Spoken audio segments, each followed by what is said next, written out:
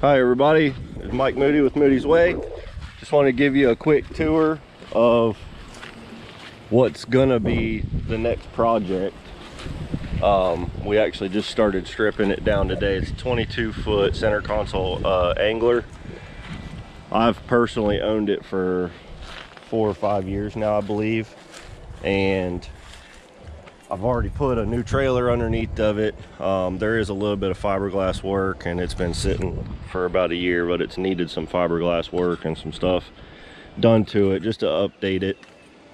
Finally, the breaking point for me was the shift cable on the 200 Johnson that's on here. The shift cable's locked up, so it's officially unusable in my book, and I know it's an easy fix, but it's just, you know, the straw that broke the camel's back for me. So we're getting ready to redo the whole boat, and just wanted to give you guys a quick view of what it looks like before anyway. And this boat, it was never even fully set up for fishing or anything. It came with a factory live well that's never even had a pump hooked up to it. I bought it from an older couple that they left it in the water for about a year at their dock, and then it sat on the trailer the rest of its life. So it sat in the water for 1 year. I believe the stringers are good. The transom has been re-supported over time with some aluminum plate. I didn't do that, but somebody did. So there's obviously some sort of issue with it. But the old 2-stroke motor is not very reliable anymore, and the fuel efficiency of it just sucks. So I think we're gonna go through and just update and upgrade everything. Hopefully get it done before scallop season this year. But as you see, we already started stripping the rail off of it and emptying all the life jackets and ropes and stuff out of it. But just want to give y'all a view of what it looks like before. There's little things wrong with it. The hatch lid's all messed up and needs to be structurally supported. This top deck up here's a little soft.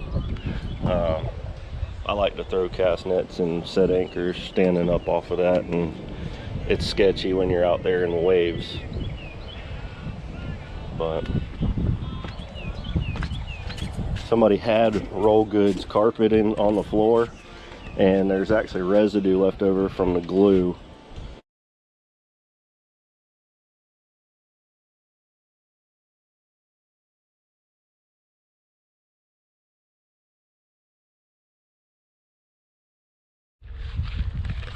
Alright guys, so far everything's pretty much stripped off of it. Got all the old hardware removed. All these millions of holes from years and years of use and abuse. I got everything pressure washed out. There's a few things left. That light still needs to come off. This cleat. We did take the railing off of the bow. I just broke this loose for now. I actually did pull this hatch lid up for the fuel tank. It's got a 75-gallon tank in it. I don't know if we're gonna try to reuse that or just get a new one. It's such an older style tank that it's probably seen better days, but we might end up changing that out. One of the things I did want to do is I wanted to get a narrower console, and you can see the outline of where it was. All this right here, and the wiring comes through right on the edge, and I don't necessarily care for that. I wanted it narrower. I just wanted to put screw holes just in this caulk joint here. If I can make the edge of the console come to that point, I would be a lot happier. We'll see what happens. I wanted to get a new console, and all that stuff. I don't know if it's going to be possible or not, or if it's just going to be easier to reuse the old one. The motor is pretty much de-rigged. I still got the fuel line hooked up just because I didn't want water getting in the tank while it's sitting out here. Like I said, I pressure washed everything, got the battery pulled out. There's really just little stuff left, mainly associated with the motor.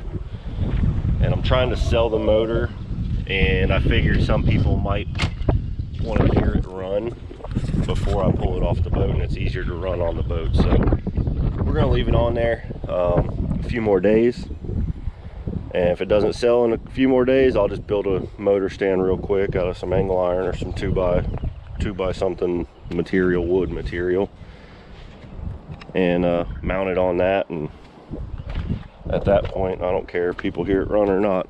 I know it runs, but just figure I'd show you all the progress made so far.